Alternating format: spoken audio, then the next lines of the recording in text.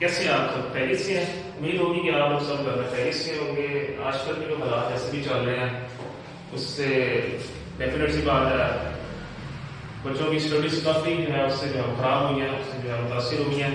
तो उसी को पेश नज़र जो है ना वो रखते हुए जो है ना बेसिकली ये माइनस अकेडमीज ने ऑनलाइन क्लासेस का जो है वो आगाज़ किया था। जिन बच्चों को मुश्किलात पेश आ रही थी अकाउंटिंग समझने में और जो बच्चे ये समझ रहे थे कि वो इसमें भूलते जा रहे हैं, तो इस वीडियोस के जरिए वो लोग अपनी इस कमी को पूरा कर सकते हैं। जैसे कि बच्चों मैंने आप लोगों को क्लासेस में ही पढ़ाया था कि अकाउंटिंग जो पूरी बेस है वो हमारी जनरल एंट्रीज के ऊपर डिपेंड करती है। अगर तो आप लोगों को जनरल एंट्रीज आती है, उनके बेसिक कंसेप्ट आते हैं, तो आप लोग अकाउंटिंग का कोई भी चैप्टर इजी नहीं कर सकते हो। जैसे कि मैंने आप लोगों को जो एक्सचेंज करवाया था उसमें भी हमारी जनरल ट्रांजेक्शन के जरिए ही काम किया जाता है और अकाउंटिंग के अंदर चैप्टर है सिविल एंट्री देख लो आप लोग। तो जब तक आप लोगों को जनरल एंट्रीज की बेसिक्स नहीं पता होंगी आप तब तक जो है वो अकाउंटिंग का कोई चैप्टर ध्यान से नहीं कर सकते, ना ही आप उसको कंसेप्ट समझ सकते। तो इसलिए सबसे पहले मैं आप लोगों को लेक्चर दोबारा से जनरल एंट्रीज का ही करवाऊंगा और क्लास में भी आई थिंक मैंने आपको इसी भी सबसे ज्यादा फोकस करूंगा। तो स्टार्ट करते हैं।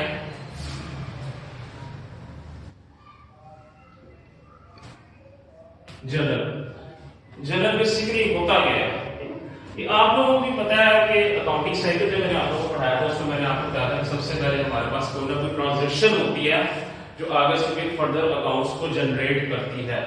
जब तक ट्रांजैक्शन ही नहीं होगी तो आगे फर्दर अकाउंट कैसे जनरेट होंगे? तो जब आगे फर्दर अकाउंट जनरेट होते हैं तभी उनको डिफरेंट नेचर वाइज उनको आगे डिस्ट्रीब्यूट किया जाता है, ट्रांसफर किया जाता है। तो इसलिए सबसे पहले हम बात करते हैं जनरल की। जनरल होता क्या है? General basically is an art of recording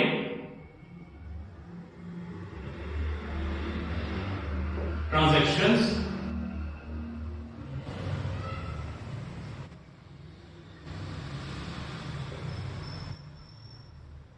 in the books of accounts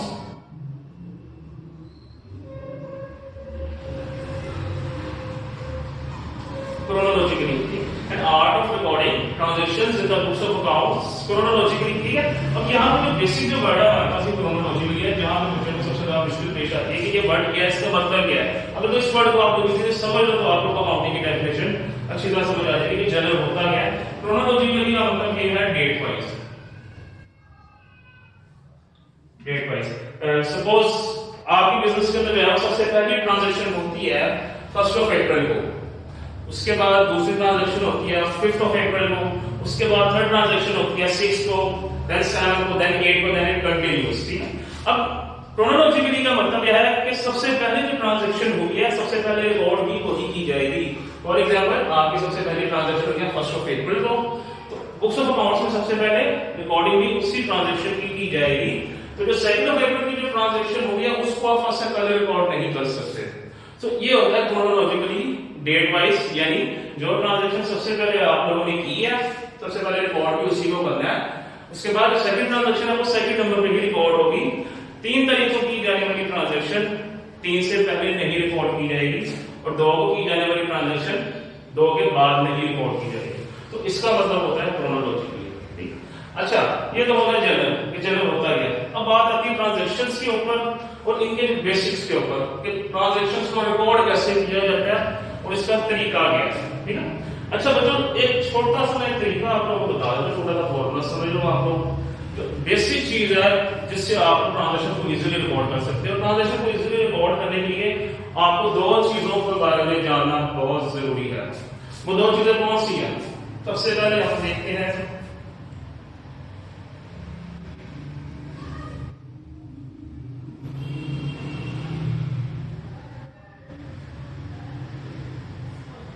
nature of transaction. जो भी ट्रांजैक्शन हम कर रहे हैं उसकी नेचर क्या है, वो किस अकाउंट से रिलेट करती है। नेचर का यहाँ पे मतलब ये है कि वो हमारे पास है वो एसेट है, हमारे पास इनकम है, हमारे पास लायबिलिटी है, या हमारे पास एक्सपेंसेस से रिलेट करती है। इन्हीं 4 मैंने आप लोगों को बेसिकली कांसेप्ट में बताया था। इन्हीं 4 के लिहाज से आपके पूरी अकाउंट को डील किया जाता है। कैपिटल भी होता है लेकिन इसको हम लायबिलिटी के अंदर ही ट्रीट कर लेते हैं। उसके अलावा हमारे पास इन्हीं 4 बेसिक अकाउंट्स हैं जिसको पूरी अकाउंटिंग डील करती है। इसके बाद कोई भी ऐसा पॉइंट नहीं आता इजाफी जिसके अंदर अकाउंटिंग डील करती हो। तो सबसे पहले आपने नेचर देखनी है कि इस चारों के अंदर से आपके ट्रांजेक्शंस की नेचर क्या है। जब आपको नेचर की पता लग जाती है तो सेकंड जो चीज है वो आपने इसको देखना होता है कि इसके अंदर इंक्रीज आ रहा है या डिक्रीज आ रहा है। फॉर सपोज आपकी जो पहली ट्रांजेक्शन थी वो हमारी थी एसेट से रिलेटेड, ठीक है, आपको पता लग गया इसकी नेचर क्या है, वो एसेट से रिलेट करती है।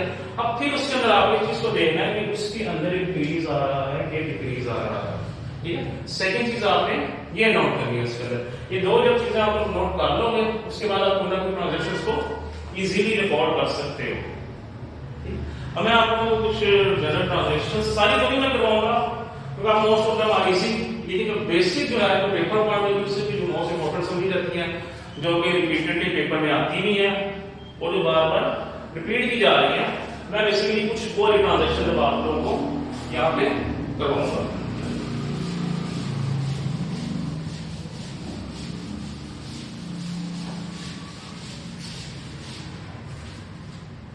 सबसे पहले जो हमारी बेसिक ट्रांजेक्शन है उससे स्टार्ट करते हैं। जो हर ट्रांजेक्शन जो है उससे सबसे पहले आती है वो हमारे पास ये है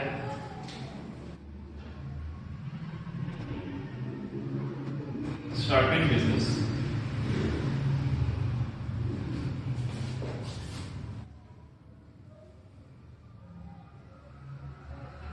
स्टार्टिंग बिजनेस स्टार्ट किया। अच्छा, ये ट्रांजेक्शन भी हमारे पास दो तरह से आती है।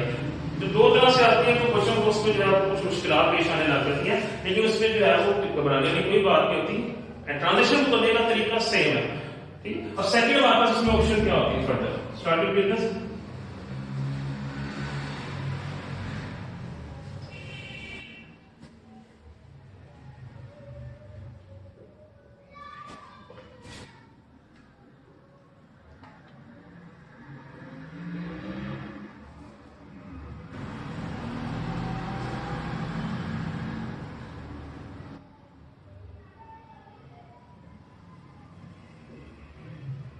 वो आपको कह देता है कि आपने बिजनेस स्टार्ट किया है। कैश तो डेफिनेटली आपने बिजनेस में लगाना ही लगाना, लेकिन कैश के अलावा वो कहता है कि आपने स्टॉक भी बिजनेस में लगा दिया।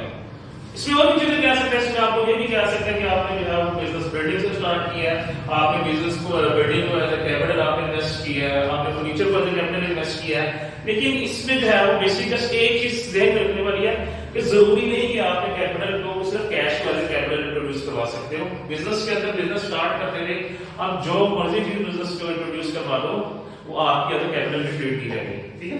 हम सबसे पहले ट्रांजेक्शन को देखते हैं starting business cash.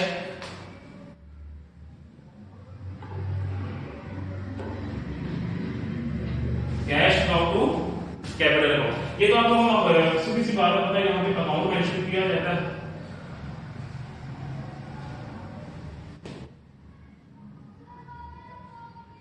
Cash account to capital account, ठीक है। अब यहाँ पे बेसिक एंट्री करते हुए बेसिक चीज क्या आपने ध्यान में रखनी है, आपने बेसिक चीज यही ध्यान में रखनी है कि जब भी आपको बिजनेस के अंदर पैसा इन्वेस्ट करते हो तो वो उसको आपने बिजनेस पॉइंट ऑफ व्यू से सोचना है। जब एक चीज आप बिजनेस में इन्वेस्ट कर देते हैं तो वो फिर बिजनेस की लायबिलिटी बन जाती है। जैसे कि मैंने आप लोगों को बिजनेस अकाउंटिंग के जो कॉन्सेप्ट्स पढ़ाए थे उसके अंदर मैंने सबसे पहला कॉन्सेप्ट पढ़ाया था separate entity concept. Separate entity concept क्या कहता था? सेपरेट एंटिटी कॉन्सेप्ट यही कहता है कि जब एक पर्सन बिजनेस के अंदर वो चीज इन्वेस्ट कर देता है तब वो चीज बिजनेस की लायबिलिटी में आ जाती है। इसका मतलब ये है कि बिजनेस का जो ओनर है वो उसकी लायबिलिटीज और उसका जो बिजनेस है उसकी लायबिलिटीज, इन दोनों की लायबिलिटीज सेपरेट है।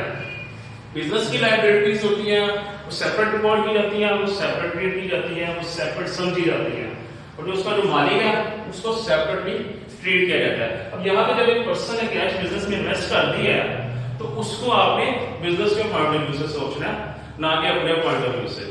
अब यहाँ पे बिजनेस में कैश इन्वेस्ट कर देगा, यहाँ पे आपने इन दो चीजों के बारे में ध्यान में रखना है। सबसे पहले मैंने क्या कहा था, नेचर देखिए ट्रांजेक्शन की। नेचर क्या है?